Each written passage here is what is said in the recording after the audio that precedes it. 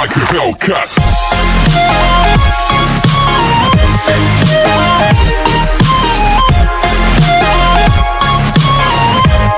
Movie की starting में पहले हमें एक वैम्पायर फैमिली को दिखाया जाता है जिनके घर एक बहुत ही प्यारी बेबी जन्म लेती है जो कि सभी वैम्पायर बेबी से यूनिक थी और इसका नाम कीरा रखा जाता है। कीरा धीरे धीरे बड़ी होती है एंड उसके पेरेंट्स उसको बहुत ही ज्यादा प्यार करते थे। साथ ही कीरा के एक ग्रैंडफादर भी हैं जो कि वो भी उसको बहुत ही ज्यादा प्यार करते हैं एंड इनकी ये फैमिली सिर्फ एनिमल्स ब्लड को ही सक करती है ताकि ह्यूमंस के साथ मिलकर एक नॉर्मल लाइफ जी सके।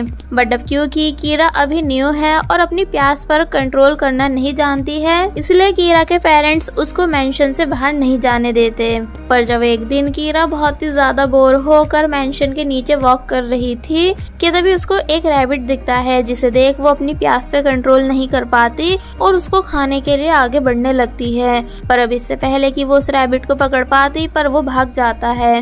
पर इस चक्कर में कीरा को मेंशन से बाहर निकलने का सीक्रेट रास्ता मिल चुका था। कीरा उस रास्ते से बाहर आती है एंड रैबिट को हर जगह ढूंढने लगती है कि तभी उसको वो रैबिट एक लड़के के पास दिखता है जो उस रैबिट को प्यार कर रहा था। कीरा उस लड़के को देखती ही रह जाती है क्योंकि ये फर्स्ट टाइम है जब कीरा ने किसी इंसान को देखा हो।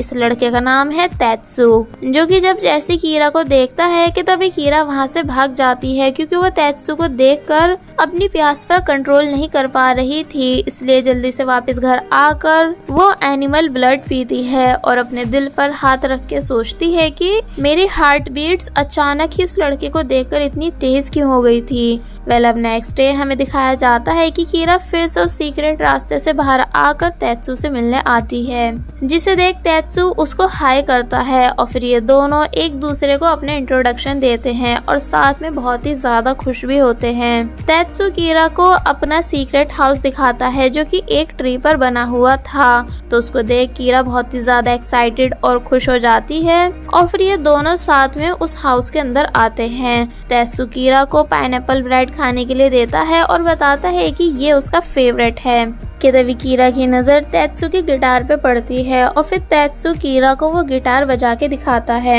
और बताता है कि वो भी अपने डैड की तरह एक म्यूजिशियन बनना चाहता है और फिर वो कीरा को एक सीडी भी देता है ये बताकर कि इसमें जो सॉन्ग है वो उसी ने लिखा है और फिर वो कीरा को वो सॉन्ग गा के भी सुनाता है जिसे सुन कीरा बहुत ही ज्यादा खुश होने लगती है क्योंकि ये फर्स्ट टाइम है जब कीरा का कोई दोस्त बना हो। देन तेत्सु कीरा को एक हार्ट शेप आइटम देता है ये बताकर कि ये मेरे लिए बहुत स्पेशल है जिसे मैं अब तुम्हें दे रहा हूँ, जिसे कीरा खुशी खुशी एक्सेप्ट कर लेती है पर फिर कहती है कि मगर मेरे पास तो तुम्हें देने के लिए कुछ नहीं। और फिर तभी वो अपने हेयर बैंड को निकाल कर तेत्सु को देती है ये बताकर कि ये मुझको मेरी मॉम ने दिया था और मेरे लिए भी ये काफी स्पेशल है जिसे मैं अब तुम्हें दे रही हूँ। दोनों एक दूसरे को थैंक्स बोलते हैं और काफी ज्यादा खुश होने लगते हैं। पर तभी जब जैसी सीढ़ी नीचे गिरती है और तेत्सु उसे उठाने लगता है तो तब तेत्सु की नेक देखकर कीरा अपना कंट्रोल खोने लगती है क्योंकि तेत्सु के खून की स्मेल कीरा को अपनी तरफ अट्रैक्ट कर रही थी। और फिर अब इससे पहले कि कीरा तेत्सु का खून पी पाती कि तभी उसको कुछ आवाज सुनाई देती है और तभी उनके ऊपर कुछ चिंगादड़ अटैक कर देती है। फिर जब वो चिंगादड़्स वहां से चली जाती हैं कि तभी तेत्सु नोटिस करता है कि कीरा वहां से गायब है। एक्चुअली कीरा के घर पर एक विलन वैम्पायर ने हमला कर दिया होता है और वो कीरा के पेरेंट्स को जान से मार देता है ये बोलकर कि तुम लोगों ने क्या सोचा था कि तुम वैम्पायर रूल्स को तोड़कर इंसानों की तरह उनकी लाइफ जी पाओगे। और वहीं कीरा भागते हुए अपने घर आ रही होती है कि तभी उसे उसके ग्रैंडफादर रोक लेते हैं और कीरा से चुपचाप उनके साथ चलने के लिए बोलते हैं।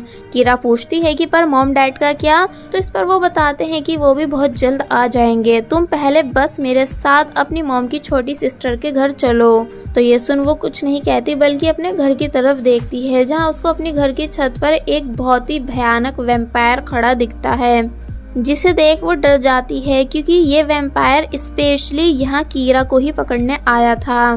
देन ग्रैंडफादर जबरदस्ती कीरा को अपने साथ वहाँ से ले जाते हैं और फिर यहाँ से स्टोरी हमें पूरे 7 साल के बाद दिखाई जाती है, जहाँ कीरा अब काफी बड़ी हो चुकी है एंड तेत्सुके उस हार्ट शेप आइटम को अपने गले में पहनती है क्योंकि वो उसे आज भी काफी ज्यादा मिस करती है।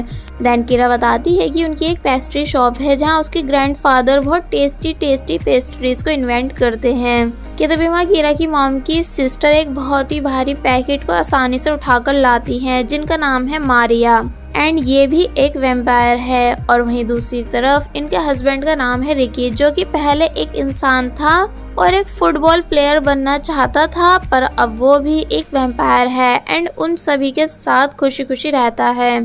देन अब ये सभी मिलकर बहुत टेस्टी पेस्ट्रीज को बनाते हैं और उन्हें ओवन में बेक करने के बाद रेडी करके टेबल पर रख देते हैं, क्योंकि काफ़ी कस्टमर्स उन पेस्ट्रीज को इनकी शॉप पर खाने आते हैं, जो कि सभी इंसान हैं, क्योंकि किसी को इस बारे में नहीं पता कि कीरा की पूरी फैमिली वैम्पायर है।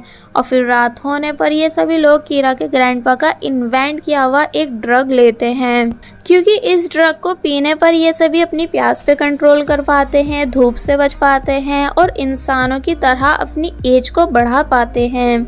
पर जब जैसे इन सभी ने उस ड्रग को पिया तो उसे पीते ही ये सभी बहुत जोर से चिल्लाते हैं, क्योंकि वो बहुत ही ज़्यादा कड़वा था। नेक्स्ट डे हम देखते हैं कि मिस मारिया कीरा को अपने पास बुलाती हैं और फिर उसको बहुत सारे वैम्पायर्स की फ़ोटो दिखाने लगती हैं, क्योंकि वो चाहती है कि अब कीरा शादी कर ले, बट कीरा मना कर देती है क्योंकि उसे आज भी तेत्सु का इंतज़ार है। और फिर जब वो एक बार में पेस्ट्रीज डिलीवर करने आती है तो तब कुछ म्यूजिशियंस को देखकर फिर से तेत्सु के बारे में सोचने लगती है। बारटेंडर बोलता है कि लगता है कि तुम्हें अभी तक वो सिंगर मिला नहीं जिसे तुम सालों से ढूंढ रही हो। तो इस पर वो कुछ नहीं कहती और बल्कि मुस्कुराने लगती है और फिर पेस्ट्रीज को डिलीवर करने के बाद बाहर आकर सोचने लगती है कि क्या मैं कभी सच में तेत्सु से मिल पाऊंगी भी कि नहीं। कि तभी वहाँ उसे एक लड़की दिखाई देती है, जो कि जब जैसे टाइटैनिक पोज बनाने के बाद पानी में कूदकर अपनी जान देने ही वाली थी, क्योंकि उसको उसके लव ने चीट किया, पर तभी कीरा उसे रोक लेती है और फिर काफी स्पीच देने के बाद उसे समझाती है कि तुम्हारी लाइफ इम्पोर्टेंट है, इसलिए इसे ऐसे ही किसी के लिए वेस्ट मत करो। इस लड़की का नाम मिकी है, जो कि कीरा की बातों को बहुत अच्छे से समझ जाती है और फिर कीरा से दोस्ती करने के बाद उसी की पेस्ट्री शॉप में काम करने लगती है। नेक्स्ट सीन में कीरा को अजीब सपने आने लगते हैं कि कैसे उस बैड वैम्पायर ने कीरा के पेरेंट्स को जान से मार दिया। और फिर जब जैसे वो कीरा को भी मारने आने ही वाला था कि तभी मिकी कीरा को उठाने लगती है, क्योंकि वो सोते हुए बहुत जोर जोर से चिल्ला रही थी। कि तभी अचानक कीरा ने मिकी के ऊपर अटैक किया और वो यहाँ मिकी के सामने अपनी वैम्पायर फॉर्म में आ चुकी थी, पर तभी खुद पे कंट्रोल करके वो पीछे होती है एंड मिकी से माफ़ी मांगने लगती है। पर ये सब देखने के बाद बेचारी मिकी के होश उड़ चुके थे। अब नेक्स्ट सीन में कीरा मिकी से इस बात को सीक्रेट रखने के लिए बोलती है और कहती है कि अगर तुमने इस बात को सीक्रेट नहीं रखा तो फिर मुझे मजबूरन तुम्हारी सभी मेमोरीज को इरेज करना पड़ेगा। मिकी पूछती है कि मतलब, तो इस पर कीरा बताती है कि हम सभी वैम्पायर्स के पास अलग अलग एबिलिटीज होती हैं, जैसे मैं किसी की भी मेमोरीज को इरेज कर सकती हूँ और मेरे ग्रैंडफादर बहुत आसानी से एक से दूसरी जगह जा सकते हैं। जिन सभी बातों को सुन मिकी बहुत ही ज्यादा एक्साइटेड होने लगती है और पूछती है कि क्या सच में, ये तो बहुत कूल है। और फिर कीरा के रूम में आकर उसके सभी सामान को ऐसे छू छू कर देखने लगती है जैसे वो किसी सुपर गर्ल का हो। कीरा हैरानी से पूछती है कि क्या तुम्हें हमसे डर नहीं लग रहा। तो इस पर वो बताती है कि नहीं, यानी मुझे तो वैम्पायर्स स्टार्टिंग से ही बहुत ज्यादा पसंद हैं, पर मुझे ये बात नहीं पता थी कि वो रियल में भी होते हैं। तो ये सुन कीरा खुश होने लगती है और फिर जब मिकी कीरा को सनलाइट से बचाने लगती है, ये कहकर कि तुम धूप से रहो वरना तुम इससे जल जाओगी। तो इस पर कीरा उसे हंसकर बताती है कि ऐसा कुछ भी नहीं, यानी हम एक ग्रीन ड्रग लेते हैं जिसके बाद हमें सनलाइट से कोई खतरा नहीं होता। मिकी पूछती है कि तो फिर तुम्हें किस किस चीज से खतरा है। तो इस पर वो उसे बताती है कि ऑनियन और सिल्वर आइटम्स है। जिन सभी बातों को मिकी अपनी डायरी में लिखने लगती है। कीरा बोलती है कि ये मेरा फर्स्ट टाइम है जब मैं किसी को खुलकर अपने बारे में सब बता रही हूँ। तो ये सुन मिकी बोलती है कि तुम टेंशन मत लो, अब से हम हमेशा बेस्ट फ्रेंड बन के रहेंगे। तो ये सुन कीरा भी काफ़ी ज़्यादा खुश हो जाती है। नेक्स्ट सीन में हम देखते हैं कि कीरा एक सिंगिंग कंपटीशन के पोस्टर को देख रही है, क्योंकि वो आज भी तेत्सु को ढूंढने के लिए सिंगिंग कंपटीशन में जाती है कि तभी वहाँ एक पर्सन आता है जो कि और कोई नहीं बल्कि तेत्सु ही था। पर यहाँ हमें इसे काफ़ी ओल्ड फैशनेबल दिखाया गया है। वो अंदर आता है और इन दोनों को कुछ प्रोडक्ट्स बेचने लगता है, जिसे ये दोनों पहले तो खरीदती नहीं, पर जब जैसे तेत्सु के झुकने पर कीरा को तेत्सु की स्मेल आती है तो उसे सूंघकर कीरा समझ जाती है कि ये लड़का और कोई नहीं बल्कि उसका ओल्ड फ्रेंड तेत्सु ही है, जिसे वो इतने सालों से ढूंढ रही है। इसलिए वो तेत्सु को वही कंपटीशन पोस्टर देती है और कंपटीशन में आने के लिए बोलने लगती है। तेत्सु कहता है कि वो नहीं आ पाएगा क्योंकि उसके पास कंपटीशन में आने का बिल्कुल भी टाइम नहीं। तो इस पर वो बोलती है कि अगर तुम कंपटीशन में आओगे तो मैं पक्का तुम्हारे इन सभी प्रोडक्ट्स को खरीद लूँगी, इसलिए तुम इस बारे में सोचना ज़रूर। तो फिर ये सुन तेत्सु कंपटीशन में आने के लिए मान जाता है। अभी तेत्सु को इस बारे में नहीं पता है कि ये लड़की कीरा है जिससे वो काफ़ी साल पहले मिला था। सीन अब नेक्स्ट डे पर शिफ्ट होता है, जहाँ कीरा मिकी के साथ शॉपिंग पर आई थी, मगर जब जैसी मिकी ने वहाँ अपने एक्स बॉयफ्रेंड को कुछ लड़कियों के साथ फ्लर्ट करते हुए देखा तो ये देख वो काफ़ी ज़्यादा अपसेट हो जाती है। और फिर अब ये दोनों बार में पेस्ट्रीज डिलीवर करना आती हैं, जहाँ भी मिकी को अपना एक्स बॉयफ्रेंड दिखाई देता है जो कि अपनी न्यू गर्लफ्रेंड और दोस्तों के साथ था, जहाँ वो सभी मिकी का मजाक बनाने लगते हैं कि वो कितनी बोर थी। तो इस पर मिकी का एक्स बॉयफ्रेंड कहता है कि मैं तो कब से उससे पीछे छुड़वाने की कोशिश कर रहा था, जो कि अब मैंने फाइनली छुड़वा ही लिया। तो ये सुन वो सभी लोग जोर जोर से हंसने लगते हैं। मिक्की इन सभी लोगों की ये सब बातें सुनकर काफ़ी बुरी तरह हर्ट हो जाती है, जिसकी ऐसी हालत कीरा से बिल्कुल भी नहीं देखी जाती। इसलिए वो बार से बाहर आकर मिक्की के एक्स बॉयफ्रेंड की पिटाई करने लगती है कि तुम हो तो कौन हो लड़कियों को टॉय समझकर उनकी फीलिंग्स से खेलने वाले, आखिर तुम्हारी हिम्मत हुई कैसे मेरी फ्रेंड मिक्की को हर्ट करने की। जिनकी इन बातों पर वो हंसने लगता है और फिर जब कीरा को मारने की कोशिश करता है, मगर बेचारा मार नहीं पाता क्योंकि कीरा उससे ज़्यादा स्ट्रॉन्ग थी। और फिर तभी मिक्की भी वहाँ आकर अपने बॉयफ्रेंड की पिटाई करने लगती है और बहुत ही ज़्यादा खुश हो जाती है। नेक्स्ट सीन में सभी लोग कंपटीशन में जाने की तैयारी करते हैं और फिर कंपटीशन प्लेस पर आकर काफ़ी ज़्यादा एक्साइटेड होने लगते हैं। और वहीं स्टेज पर बारी बारी से सभी सिंगर्स को बुलाया जाता है, जो कि वो सभी काफ़ी अच्छे से परफॉर्म करते हैं और साथ ही उन सभी की परफॉर्मेंस से जजेस भी काफ़ी ज़्यादा इम्प्रेस थे। कीरा अभी तक तेत्सु के आने का वेट कर रही होती है कि तभी हमें तेत्सु को दिखाया जाता है, जो कि कंपटीशन के लिए आ चुका है, मगर हिम्मत नहीं होने की वजह से वो स्टेज पर नहीं जा पाता बल्कि वहाँ से जाने लगता है। पर तभी कीरा तेत्सु को देख लेती है और उसे रोक कर उसे ज़बरदस्ती स्टेज पर लेकर आती है एंड उससे सिंगिंग करने के लिए बोलती है। तेत्सु कहता है कि उससे ये सब नहीं हो पाएगा, मगर कीरा मानती नहीं और बल्कि तेत्सु को वही छोड़कर स्टेज से नीचे आ जाती है। स्टेज पर तेत्सु इतनी सारी पब्लिक को देखकर नर्वस हो रहा था, पर वो तब भी हिम्मत करके सॉन्ग सिंग करने की कोशिश करता है, पर लाख कोशिश करने के बाद भी वो अच्छे से गा नहीं पाता। तो ये देख सभी लोग डिसअपॉइंट होने लगते हैं कि तभी कीरा तेत्सु को हिम्मत देती है और एक दूसरी सिंगर को स्टेज पर तेत्सु की मदद के लिए भेजती है, जिसके बाद तेत्सु को अब थोड़ा बहुत ठीक लगने लगता है, इसलिए वो बहुत अच्छे से स्टेज पर परफॉर्मेंस देता है और वही वाला सॉन्ग सिंग करता है जो उसने सालों पहले कीरा के लिए किया था, जहाँ जब कीरा ने वही सब वर्ड्स बोले जो उसने कुछ साल पहले भी बोले थे कि तेत्सु ये तुम कर सकते हो क्योंकि तुम सबसे ज़्यादा बेस्ट और कूल हो। तो ये सुन तेत्सु समझ जाता है कि ये लड़की और कोई नहीं बल्कि कीरा ही है, जिससे वो सालों पहले मिला था। इसलिए फिर वो बहुत ही ज़्यादा खुश होकर और भी ज़्यादा कॉन्फिडेंट के साथ सॉन्ग सिंग करने लगता है, जिसे देख सभी लोग बहुत ही ज़्यादा खुश थे एंड जजेस को भी तेत्सु का सॉन्ग और आवाज़ दोनों ही पसंद आ जाती है, इसलिए उसे ही विनर अनाउंस कर दिया जाता है। आफ्टर शो सभी जजेस तेत्सु से बातें कर रहे थे, पर तेत्सु उन्हें छोड़कर सबसे पहले डायरेक्ट कीरा के पास आता है और पूछता है कि तुम वही सालों पहले वाली कीरा हो ना, जिस पर वो बताती है कि हाँ। और तभी तेत्सु नोटिस करता है कि उसकी हार्ट शेप आइटम अभी तक कीरा के पास है, इसलिए वो कीरा को उसका हेयर बैंड दिखाता है, जिसे तेत्सु ने हैंड बैंड बना के अपने हाथ में पहन रखा था। तो ये देख कीरा भी खुश हो जाती है। वेल अब सीन कीरा के घर का दिखाया जाता है, जहाँ कीरा दो बातों से बहुत ही ज़्यादा खुश थी। पहली ये कि तेत्सु अब सिंगिंग कंपटीशन जीतने के बाद बहुत ही ज़्यादा फेमस हो चुका है, और दूसरी ये कि आज उसकी तेत्सु के साथ फर्स्ट डेट है। पर जब जैसे ही तेत्सु आया तो उसे देख वो दोनों हैरान रह जाती हैं, क्योंकि वो अपने वही ओल्ड गेटअप में आया था। इसलिए कीरा उसे पकड़कर अपने साथ उसका मेकओवर कराने लेकर जाती है और उसके लिए हर चीज़ चूज करती है, कपड़ों से लेकर हेयर स्टाइल भी। जिसके बाद अब तेत्सु पहले से बहुत ही ज़्यादा अच्छा दिखने लगा था, और फिर ये दोनों खुशी खुशी हर जगह घूमते हैं और डांस करते हुए बहुत ही ज़्यादा एंजॉय करते हैं। और फिर अब एक जगह रुककर ये दोनों इमोशनल बातें करने लगते हैं कि कैसे एक दूसरे से अलग होने के बाद इन दोनों ने एक दूसरे को कितना ज़्यादा मिस किया।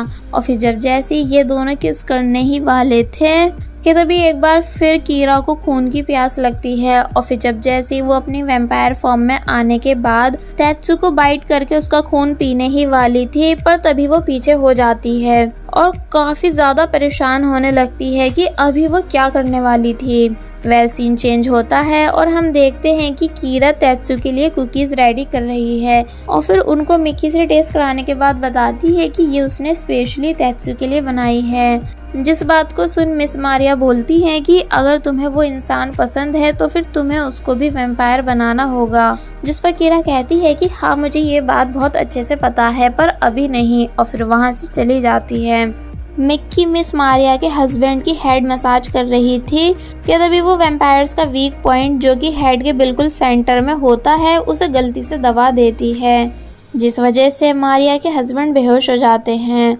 वेल अब कीरा अच्छे से रेडी होकर तेत्सु के घर पहुंचती है, जहां वो नोटिस करती है कि तेत्सु के पास बहुत सारी वैम्पायर्स बुक हैं। इसलिए वो इस बात से शॉक होकर तेत्सु से इस बात का रीज़न पूछती है, जिस पर वो उसे बताता है कि पहले मैं वैम्पायर्स के ऊपर सर्च किया करता था, क्योंकि मेरे डैड को एक वैम्पायर ने जान से मार दिया था, इसी वजह से मुझे वैम्पायर्स से नफरत है। और फिर यहाँ हमें एक फ्लैशबैक दिखाया जाता है कि कैसे उसी बैड वैम्पायर ने तेत्सु के फादर को भी मार दिया था, जिसने कीरा के पेरेंट्स को ख़त्म किया था, और ये सब होते हुए तेत्सु ने भी देख लिया था।